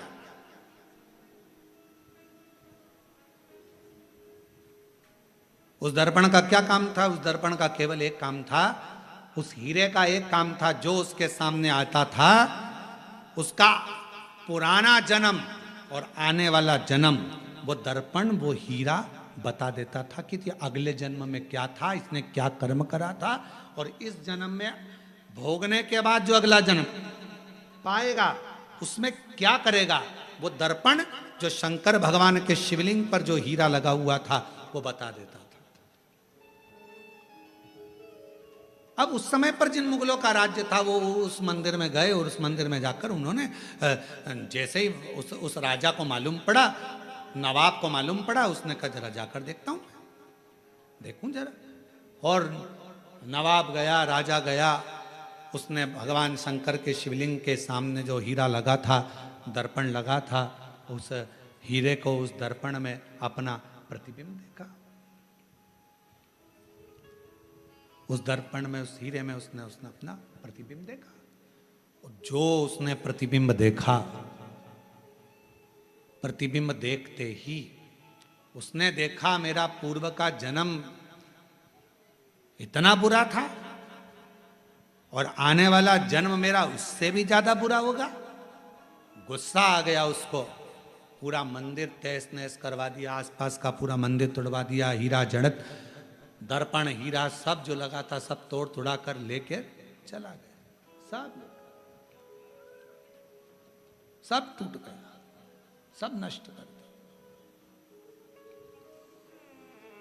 शिव महापुराण की कथा कर रही है, भगवान शंकर का चरित्र कर रहा है, शिव तत्व कह रहा है। अगर वो राजा चाहता तो शिव महापुराण की कथा में लिखा है, दुनिया के सामने आप कैसे भी रह लो पर तुम्हारे कर्म का दंड तो तुमको भोगना पड़ेगा। पर यदि अगर शंकर भगवान को एक लोटा जल आप समर्पित कर रहे हो तो तुम्हारा पहला क्या निकला? बाद में क्या होना है वो महादेव के हाथ में चला जाएगा और महादेव तुम्हें कष्ट नहीं देगा, महादेव तुम्हें तकलीफ नहीं देगा, दुख नहीं देगा, कष्ट नहीं देगा। फिर वही लाइन आ गई स्मरण में कि मत बुरे कर्म कर बंदे वरना पछताएगा, भगवान की आंखों से तू बच नहीं पाएगा, तू बच नहीं पाएगा। अरे ओ अज्ञानी मत कर नादानी, अरे ओ अज्ञानी मत कर नादानी, तेरे कर्म का फल भी तू ही पाएगा, जैसा किया तूने तेरे आगे आएगा। मत बुरे कर्म कर बंदे वरना पछताएगा, भगवान की आंखों से तू बच नहीं पाएगा, तू बच नहीं पाएगा। शिव महापुराण की कथा कर रही है, भगवान शंकर का चरित्र कर रहा है। कोई दिखावा, कोई धन, कोई दौलत पार्वती जी लेकर नहीं गई। तप करने के लिए मां पार्वती जी बैठी, तब से शिव प्रकट नहीं हुए। साधना करने पार्वती जी बैठी, प्रकट नहीं हुए। सारा व्रत, सारा उपास, सारी साधना, सारा तप पार्वती जी ने कर लिया, शिव प्रकट नहीं हुए। तब सखी ने कहा, तब सखी बोली, सहेली ने कहा, पार्वती मैंने सुना है शंकर भगवान एक लोटे जल से प्रसन्न हो जाते हैं। मैंने सुना है शिवजी एक बूंद जल चढ़ जाए शिव प्रसन्न हो जाते हैं। थोड़ा सा जल चढ़ा, शंकर कृपा करे। और फिर निवेदन करूं सभी श्रोताओं से, सावन के महीने में कथा सुनने वाले सभी श्रोता भाई बहनों से फिर निवेदन करूं, भगवान शंकर की कथा शिव महापुराण की चरित्र कथा वर्णन कर रही है। कुछ ना बने तो शंकर के मंदिर में केवल कुछ भी ना हो तो केवल घर से एक लोटा जल भरकर जाना, शिव के मंदिर में प्रारंभ कर दो, मेरा देव अधिदेव महादेव करुणा करना प्रारंभ कर देगा, शंकर करुणा करना प्रारंभ कर देगा। जल चलो, सारी समस्या का हल हर हर बोल बम का नारा है, सारी समस्या का हल श्री शिवाय। केवल जल चढ़ाना प्रारंभ, और कुछ भी। शिव स्वीकार करेगा, भगवान शंकर स्वीकार करेगा।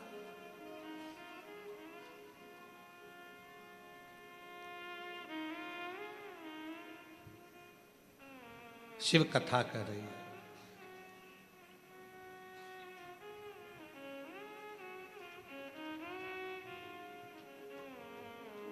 एक गुरु में और एक शिव में एक बहुत बड़ा अंतर होता है।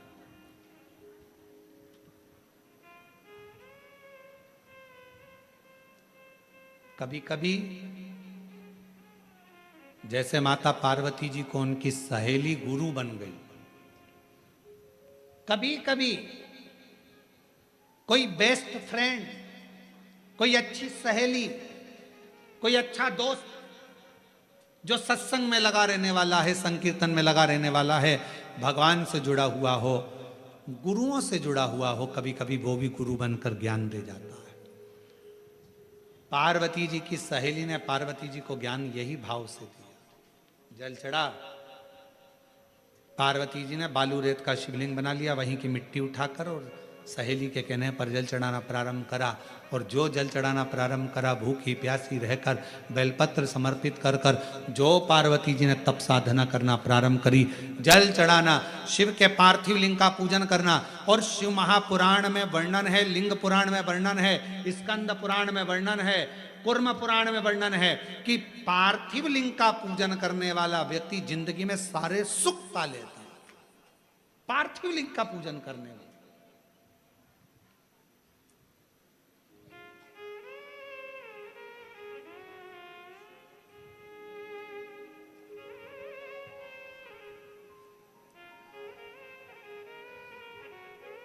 एक माता जी ने एक प्रश्न किया, गुरु जी हमारे यहाँ से नदी बहुत दूर है और हमारे घर में कोई पेड़ पौधा भी नहीं है, तो हम वो भगवान का चढ़ा हुआ जल, भगवान पे चढ़ा हुआ पंचामृत कहाँ समर्पित करने जाए?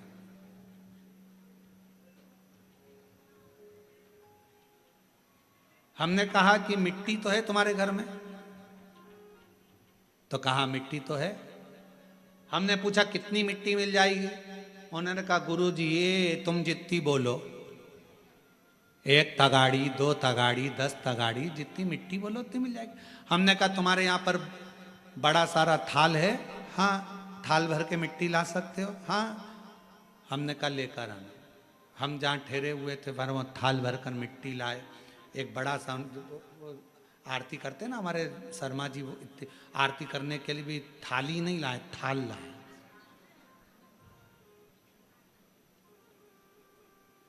अब इतना बड़ा थाल, देखा है आप लोगों ने? देखा कि नहीं देखा? कहाँ है वो थाल? कहाँ? अच्छा रखा, देखा तो है ना तुम लोगों ने आरती के समय पे, या फिर शाम को आएगा आरती में, तुम देख लेना है। हमारे यहाँ ये महाकाल सेवा समिति व भक्त मंडल है ना, ये छोटा मोटा मंडल नहीं है, ये हर चीज बड़ी करता है। तो यहाँ ये आरती की थाली भी छोटी नहीं लाया, ये आरती की थाली भी बड़ी लाया, और ऐसी मोटी थाली इतनी बड़ी। अब वो आरती करने वालों से हम उनका हाथ देखते हैं तो कई बार हमें सोचने में आता है पकड़ भी पा रहे हैं कि ना पकड़ पा रहे हैं राम जी। अब मोटी सारी थाली, अब वो इतने बड़ी थाल लिया है। हमने कहा इसको मिट्टी से भर ला। अब वो मिट्टी से भर कर लिया। अब मिट्टी से भर कर लाई, हमने उसको बीच का जो भाग था उसमें थोड़ा सा चंदन अगर तगर डालकर, सुंदर बढ़िया उसको चंदन का छींटा देकर, दही आदि मिलाकर, घी मिलाकर उसका शिवलिंग बीच में बना दिया। अब जैसे ये थाली और मिट्टी से भरी, बीच में शिवलिंग बना दिया। शिवलिंग बनाकर वहीं उंगली से जलाधारी बना दी। अब हमने कहा इस पर जल चढ़ा, पानी दिख रहा है कहीं पर कि नहीं गुरुजी? दूध चढ़ा, कहीं दिख रहा है गुरुजी? नहीं गुरुजी। दही चढ़ा, कहीं दिख रहा है?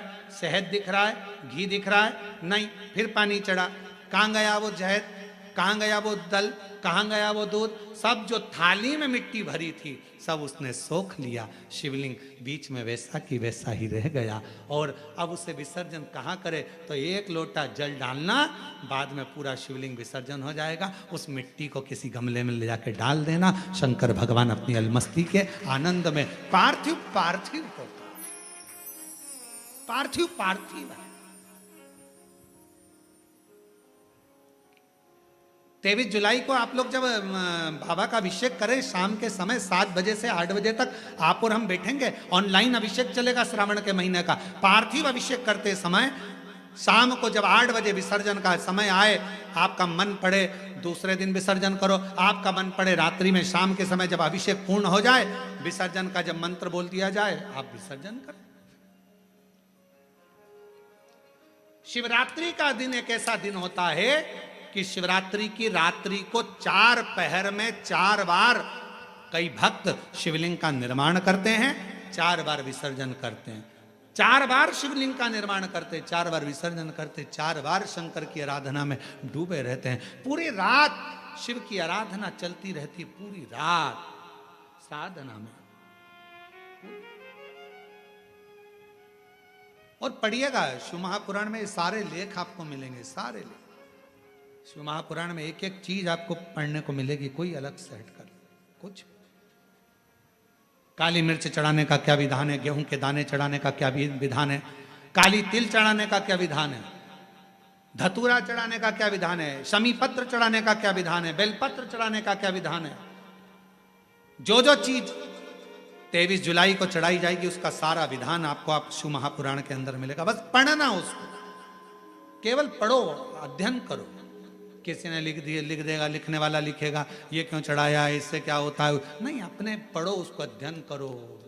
चावल के दाने, गेहूं के दाने, अन्न का भाग, मूंग, ये सब प्रसंग हमारे शास्त्रों में है सब।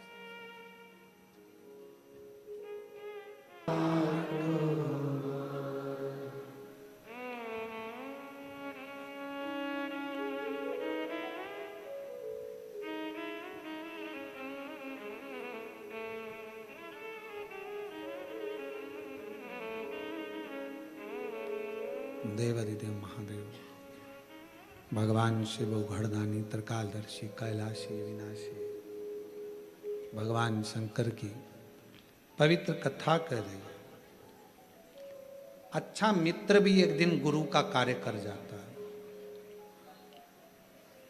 पार्वती माता को उनकी सहेली ने सीख दे दी कि शंकर का पार्थिव पूजन करना प्रारंभ करो।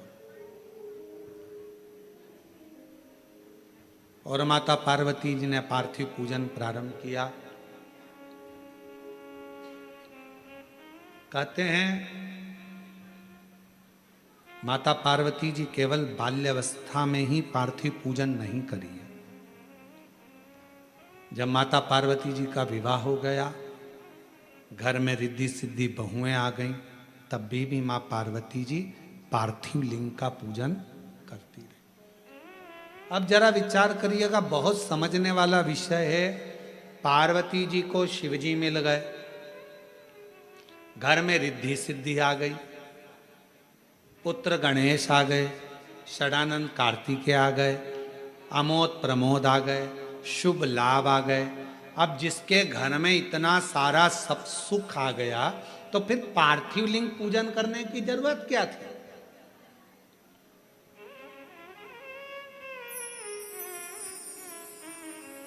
फिर पार्थिव पूजन क्यों, किस लिए? अब तो पार्वती जी को शिव जी मिल गए थे, अब तो पार्वती जी को सब कुछ प्राप्त हो गया था, बेटे भी आ गए, बहू भी आ गई, पोता पोती भी हो गए, सब हो गए, नाती पंती सब। तो फिर अब पार्थिव पूजन क्या? तो शिव महापुराण की कथा कहती है,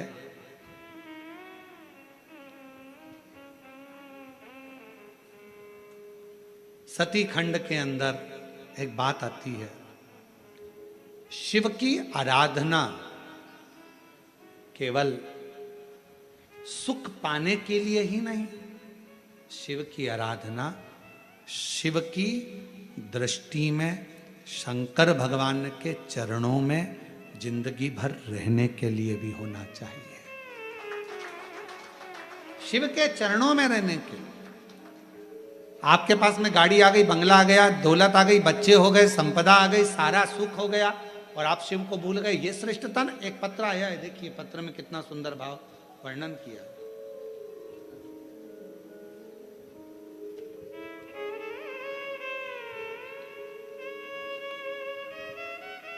सुमित्रा चौहान, दीपक,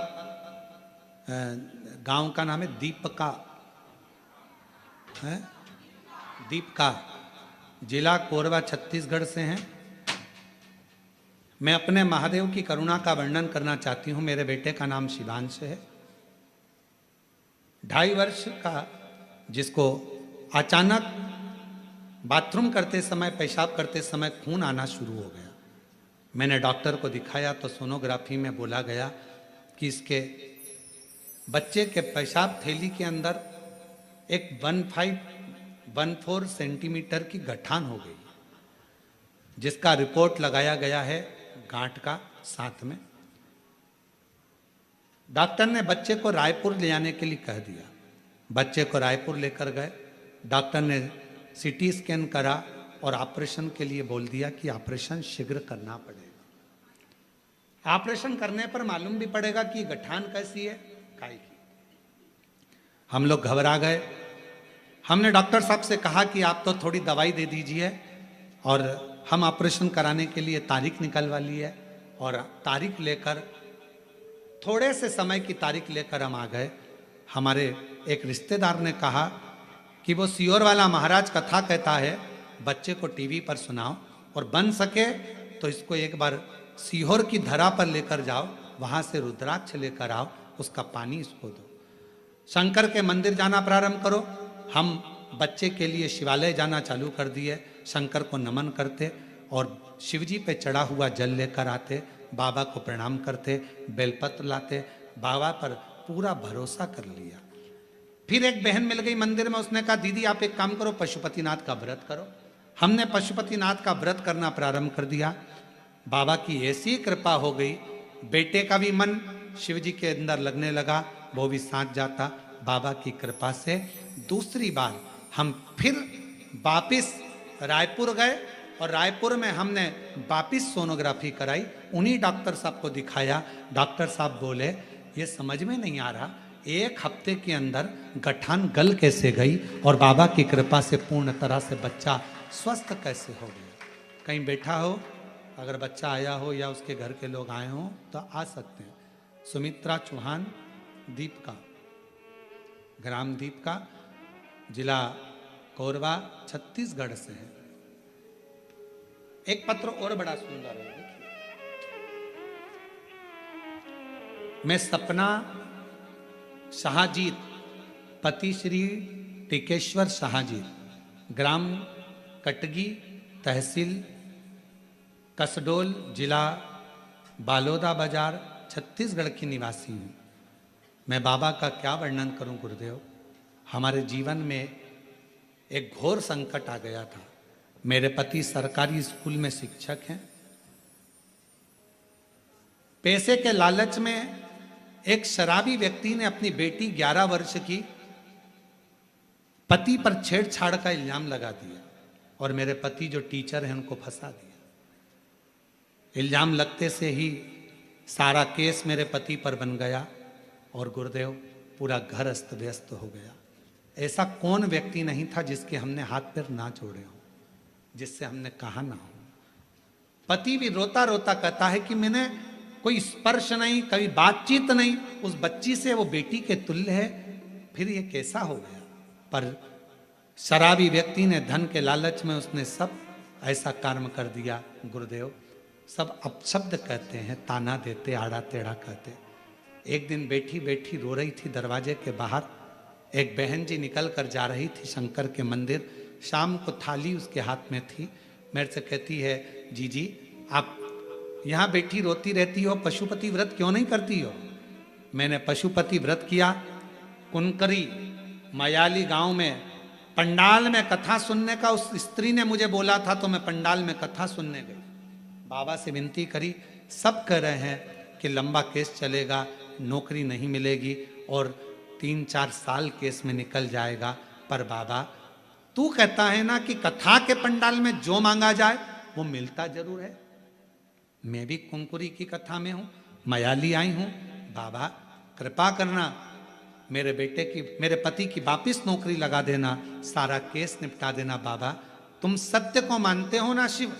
सियोर वाला महाराज कहता है सत्यम शिवम सुंदरम होता है, तो मैं सत्य पर जीने वाली हूं। बाबा तेरा साथ नहीं छोड़ूंगी जिंदगी भर, तो कृपा करना अगली कथा जहां होगी मैं वहां पहुंचूंगी। गुरुदेव जिस केस में 3 साल लग जाते हैं, मेरे कुबेर भंडारी ने सिर्फ 3 महीने में ही पति को दोष मुक्त करा दिया और उनकी नौकरी वापिस मिल गई और बाबा की कृपा हो गई। मैं बाबा को प्रणाम करने के लिए यहाँ। शिव शिव है, शंकर शंकर। आप अच्छा कर्म करो, शिव आपका साथ देगा।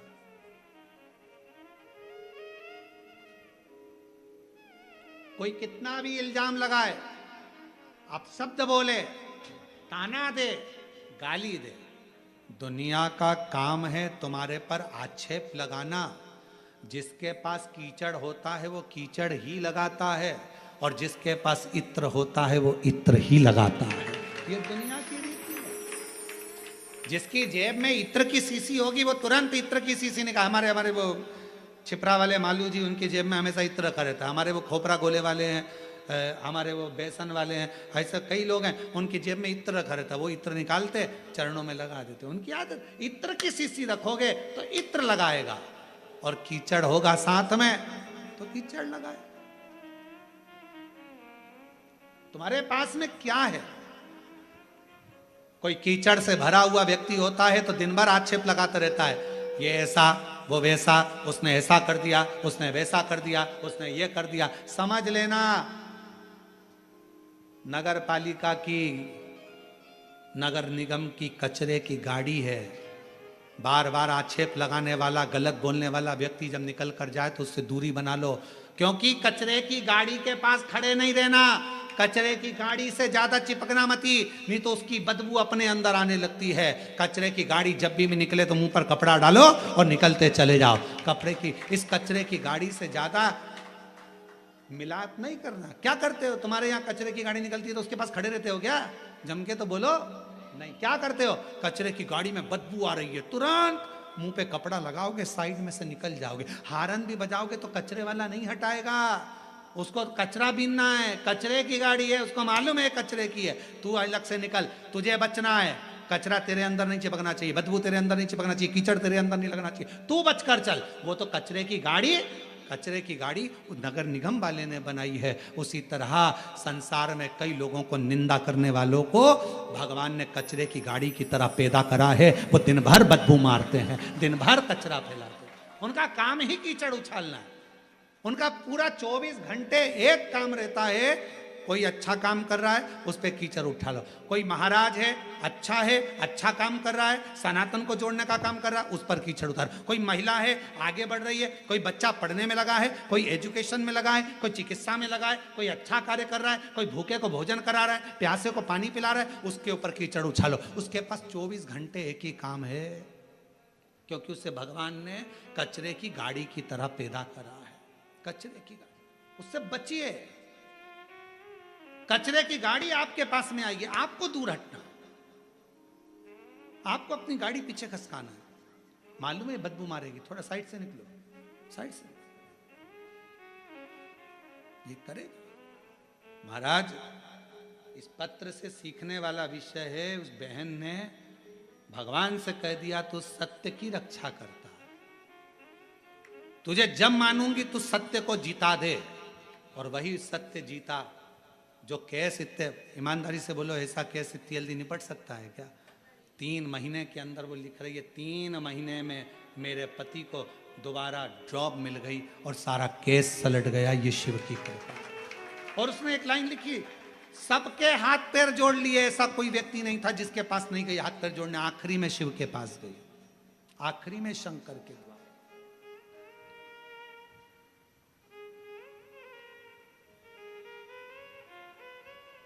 और हो पालन हारे निर्गुण तुमरे बिन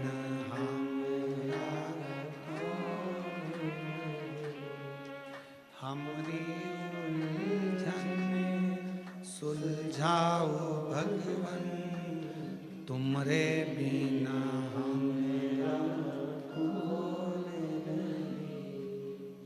पालन हारे निर्गुण न्याय, तुमरे बिना हमरा। आप उसके अधीन हो। अच्छा मित्र भी गुरु होता है, अच्छा रिश्तेदार भी गुरु होता है।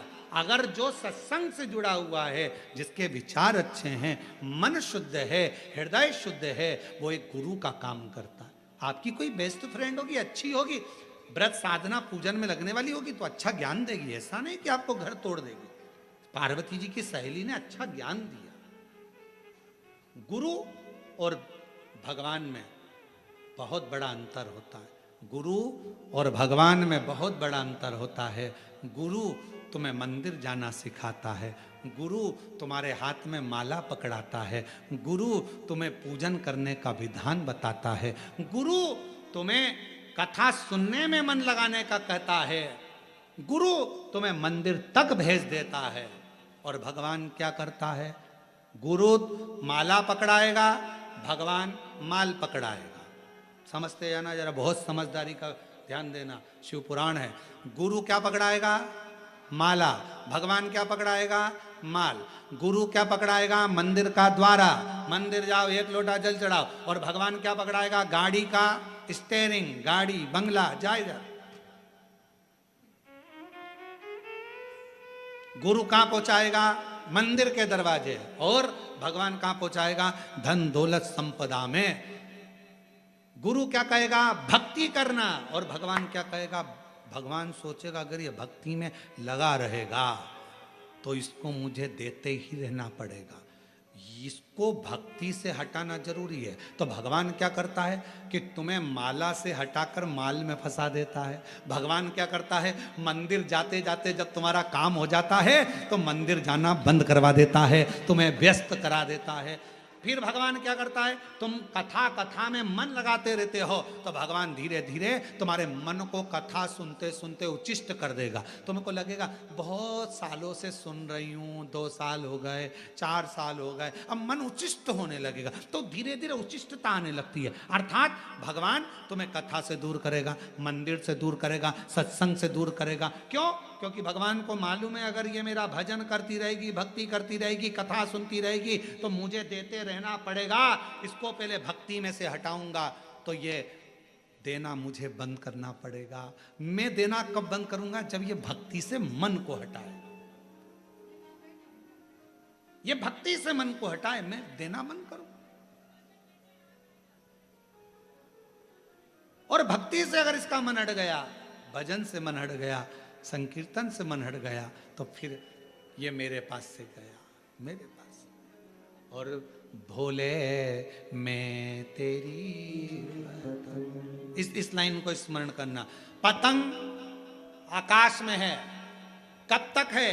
जब तक डोर आपके हाथ में है। डोर टूटी, पतंग उड़ी, कहीं पेड़ पे फंसी, कहीं छत पर पड़ी, कहीं झाड़े में पड़ी, कहीं नली में, कहीं रोड पे, कहीं गटर में पड़ी।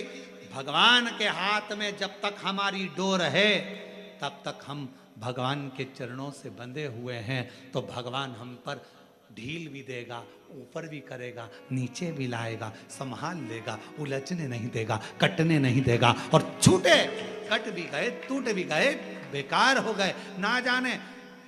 भोले मैं तेरी हवा बिच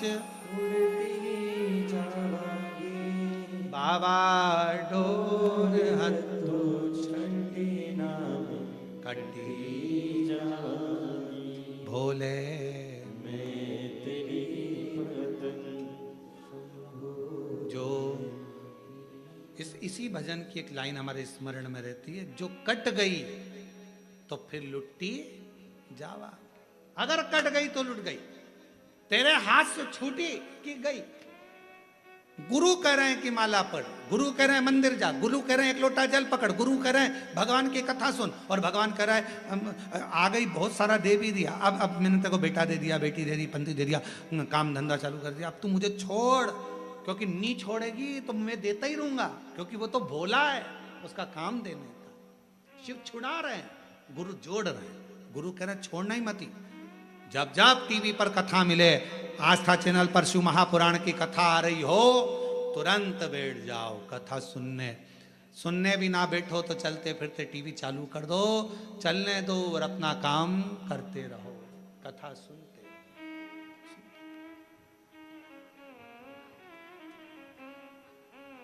कोई अच्छा गुरु मिले जीवन में, वो जोड़ देगा।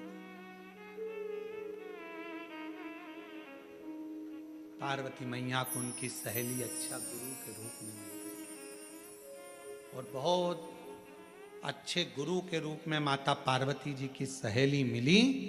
तो पार्वती जी की सहेली ने कहा कि पार्थिव लिंग की आराधना करो। कोई अच्छा पहचान वाला मिले ना, जो भगवान को जानता हो, उसका संग जरूर करो। पहले ऐसा नियम था, तुम्हारे छत्तीसगढ़ में था कि नहीं था हमको नहीं मालूम। पहले ऐसा नियम था, शादी में सोना खरीदने जाते थे तो जो सोने के परखदार होते थे उसको लेकर जाते थे दुकान पे। तुम चलो जीजी, तुम अच्छे से देख लोगी, काका जी, मामा जी, बहू का सोना लेना है, बेटी की झुमकी लेना है, ये करना है, तुम चलो सोना की परख कर सकते। बोलो बोलो सही है। कपड़ा लेने जाते थे तो परखदार को ले जाते थे, बड़े भैया को लेके जाना, कपड़े की परख उनको बहुत ज्यादा है, कौन सा कपड़ा अच्छा रहेगा, पानी में कौन सा सुखड़ेगा नहीं, मालूम पड़े धोया और सुकड़ गया, बड़े भैया को लेके जा, उनको कपड़े की परख है। फ्रिज लेने जाते थे तो घर के कम से कम 8 लोग जाते थे, 4-6 8 लोग फ्रिज लेने। क्यों? कोई परखैया को ले जाओ, लाइट वाले को, उसको मालूम है कौन सी कंपनी का अच्छा रहता है, कौन सा पावर होता है, कौन सा क्या होता है, कौन सा, परखदार को लेकर जाते। याद रखना, सोना लेने जाओ तो परखैया को लेकर जाओ, इलेक्ट्रॉनिक सामान लेने जाओ तो परखैया को लेकर जाओ, कपड़े लेने जाओ तो परखदार को लेकर जाओ। उसी तरह शंकर की कथा भी सुनने के लिए जाओ तो साथ में उसको लेकर जाना जो थोड़ा परखैया हो, भगवान की भक्ति में रमा रहता हो, शिव की भक्ति में लगा रहता, उस परखैये को लेकर जाओ। अब तुम साथ में ले गई ऐसी जीजी को जिसका मनी कथा में चलना चलना, कितनी देर से महाराज बोले ही जा रहा, बोले ही जा रहा। एक जगह कथा करने का एक महिला आ गई, महिला बोली गुरुजी, कथा में आगे आगे बैठ के खूब रो रही, वो खूब, हमसे सहन नहीं हुआ। तो हमने पूछा बाद में उससे, तू इतना क्यों रो रही है कथा में? हम तो कथा रोने की बोलते ही नहीं है, तू क्यों रो रही है? कहा गुरुजी मेरे पास में एक पाड़ा था, भैंस का बच्चा हुआ था पाड़ा, वो भी ऐसे ही 3 घंटे तक टर टर टर टर करता रहा, आखिरी में वो पाड़ा मरी गया। मैं इसलिए रो रही हूं, तू भी 3 घंटे से चिल्ला रहा है। तो जिसके समझ में नहीं आए, महाराज और पाड़ा एक जैसा लगता है, जिसके नहीं समझ में उसके पाड़ा और महाराज एक जैसा।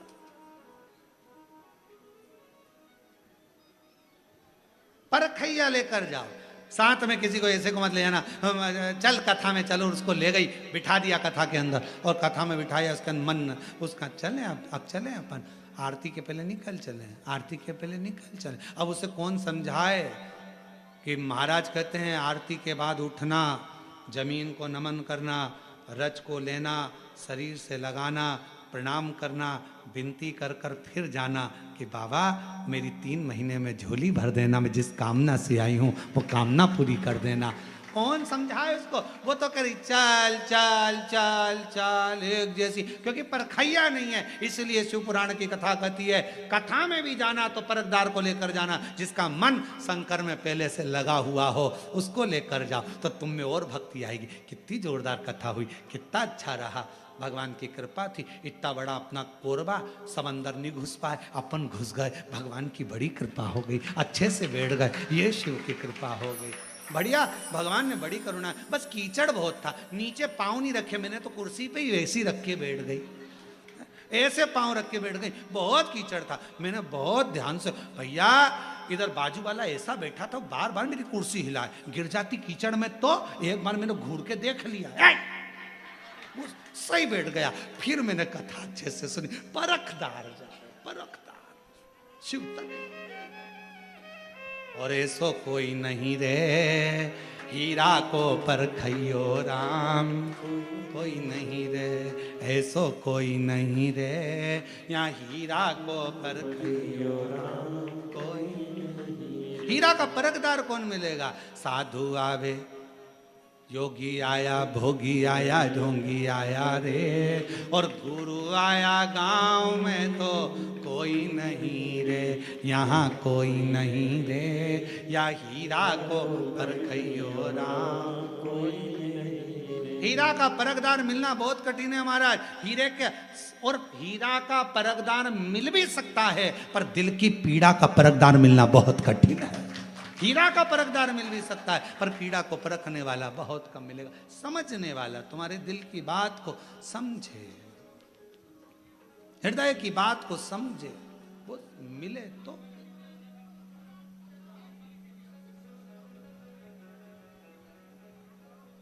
समझने वाला महाराज, शिव तत्व है, शंकर की करुणा है, शिव कथा है। तुम आना भोले बाबा मेरे मकान में, तेरा डमरू डम डम बाजे सारे जहान में।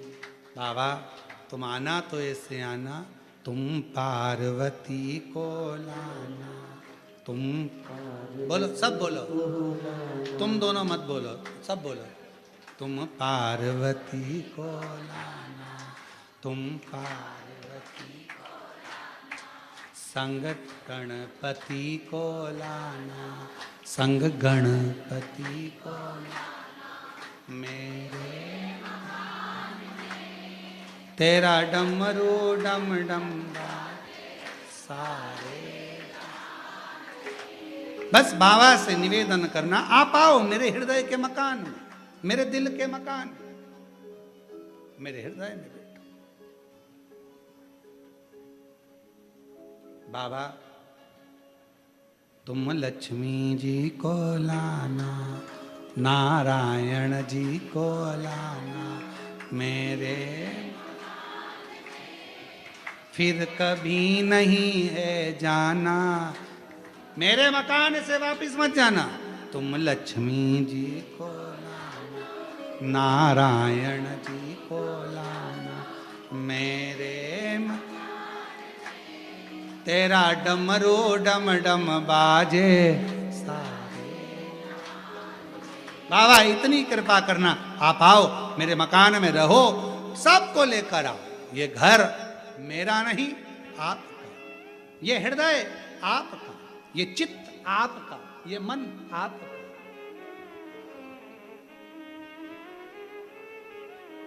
शिव शंकर का ओगड़दानी शंभू की कथा कर रही है। पार्वती जी ने सुन लिया, सखी का कहना माना, और जो पार्थिव लिंग का पूजन करा, पार्थिव लिंग का पूजन, फिर सबसे कहें पूरे भारतवासियों से जितने कथा सुन रहे हैं, 23 जुलाई को शाम को 7 बजे से 8 बजे तक पार्थिव लिंग ऑनलाइन पूजन में जुड़ना। अपने घर की जो मट्टी हो उस मट्टी को उठाकर शिवलिंग बनाकर 7 बजे बैठना, पूजन करना, बाबा की आराधना करना। फिर देखो मेरा बाबा साल भर में कितनी संपदा, कितना वैभव, सब कार्य सिद्ध करता है। मेरा शिव है, शंकर है, वो घड़दानी है, वो शिव है।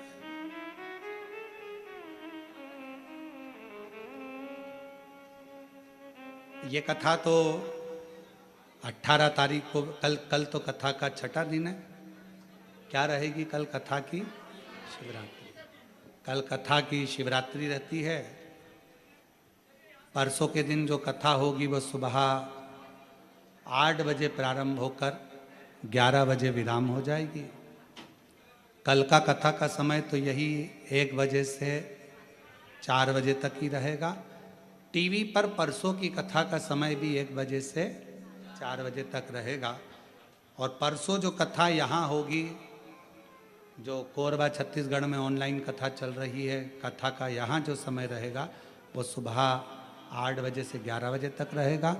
और ऑनलाइन कथा का समय वही 1 बजे से 4 बजे तक रहेगा। फिर कथा 18 को यहाँ विराम होकर 21 तारीख से 25 तारीख तक ऑनलाइन शिव महापुराण की कथा। उस कथा का नाम रहेगा श्रावण शमी शिव महापुराण की कथा। शमी का जो पौधा होता है, शमी का जो वृक्ष होता है, शमी की पत्तियों से शिव को समर्पित कर कर बड़े रोगों से कैसे निपटा जा सकता है, कैसे किसी कामना के लिए शमी के पत्र का प्रयोग किया जाता है, श्रावण महीने में शमी का पत्र कैसे चढ़ाना चाहिए, वो सारा प्रसंग उस कथा में रहेगा। वो कथा 5 दिन की ऑनलाइन रहेगी, 1 बजे से 4 बजे तक, 21 जुलाई से 25 जुलाई तक। 25 जुलाई को कथा विराम हो जाएगी 1 बजे से 4 बजे तक ऑनलाइन। फिर 30 जुलाई से 5 अगस्त तक भिलाई जयंती स्टेडियम में शिव महापुराण की कथा 1 बजे से 4 बजे तक रहेगी। वो ऑफलाइन रहेगी। वो कथा में सब लोग आ सकते हैं, कथा सुन सकते हैं, ग्राउंड में बैठकर उस कथा का लाभ जयंती स्टेडियम में ले सकते हैं। 5 अगस्त को वो कथा विराम होकर 6 अगस्त को बाबा की जो प्रदोष की कावड़ भराती है, जिसको हमारे यहाँ पर भाव से कुबेरेश्वर बाबा की कामना की कावड़ कहते हैं, कि जो दिल से भरता है बाबा अगली कावड़ जब भराती है तब तक उसकी जो कामना होती है वो पूरी कर देता है।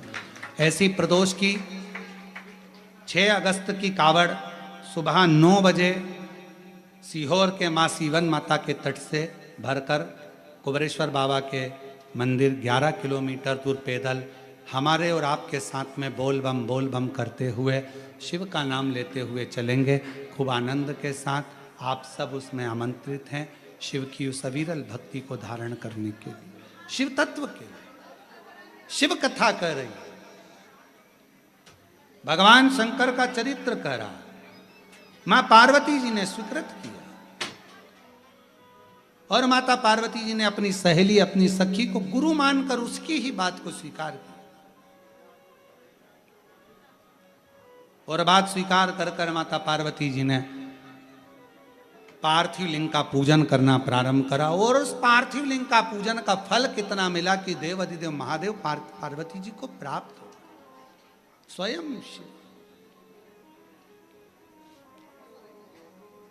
माता पार्वती जी जब शिव जी से वर प्राप्त कर ली कि मैं तुम्हें लेने के लिए आऊंगा और तुम्हारा विवाह मेरे साथ ही होगा, तब पार्वती जी अपने पिता के साथ, हिमालय राज के साथ अपने भवन में चले। समय बीतता गया। भगवान ओघड़दानी, शंभु, उत्तरकालदर्शी, कैलाशी, अविनाशी शंकर भगवान जब मंगल विवाह का समय आया तो बारात लेकर पहुंचे और शिव जी का विवाह पार्वती जी के साथ हुआ। अब देखिएगा जरा, शिव महापुराण का एक छोटा सा प्रसंग कितना सुंदर वर्णन कर रहा है कि शिवजी पार्वती माता को लेकर चले। सबसे पहले पार्वती माता को लेकर शंकर भगवान गए तो काशी गए। महाशमशान, महामशान, महाशमशान काशी में बाबा विश्वनाथ की धरा पर बाबा विश्वनाथ पार्वती जी को लेकर गए और पार्वती जी उस पवित्र धरा पर पहुंचती हैं तो शिव जी उनको देखते हैं। शंकर भगवान को लगा एक सौभाग्यवती नारी, स्त्री जिसका अभिमंगल विवाह हुआ, शादी हुई, क्योंकि भगवान शंकर जानते थे माता सती को विवाह के बाद में कुंभज ऋषि के यहाँ लेकर गया था और कुंभज ऋषि के यहाँ जाने के बाद माता सती ने अपने शरीर को त्याग दिया था। सती ने शरीर को छोड़ दिया था। तो शिव जी को लगा, भगवान शंकर को लगा जरा मैं भी तो देखूं। सती माता को लेकर गया तो कुंभज बाबा के यहां पर, तो पार्वती को लेकर गए महाशमशान में काशी में। और महाशमशान में जैसे ही पार्वती को लेकर गए, शंकर भगवान को तो लगा था कि पार्वती जी को क्रोध आएगा कि विवाह के बाद मुझे कहां लेकर आए हो, मसान में, शमशान में। पार्वती को तो क्रोध आना चाहिए, पर माता पार्वती जी को क्रोध नहीं आया, बिल्कुल क्रोध। शिव जी ने पूछा, पार्वती तुझे मैं काशी लेकर आया हूं महाशमशान में और तुझे क्रोध नहीं आया? पार्वती जी कहती हैं, क्रोध किस बात का करूं, जब मेरे पूर्व में जो पिता रहे हैं दक्ष प्रजापति, उन्हीं ने आपको श्राप दिया था कि शमशान में निवास करोगे। जब आपको खुद ये मुझे मालूम है कि श्राप लगा है शमशान में रहने का, तो क्रोध किस लिए? और ये तो वो भूमि है जो दुनिया का व्यक्ति कभी अगर आएगा भी नहीं तो लोग उसे बांध कर लेकर आएंगे, पर आएंगे जरूर। ये तो वो भूमि, ये कोई साधारण। शिव महापुराण की कथा कहती है, काशी के कंकर कंकर में शंकर है, और काशी में जितने शंकर हैं वही काशी है, और काशी ही शंकर। काशी में निवास करने वाला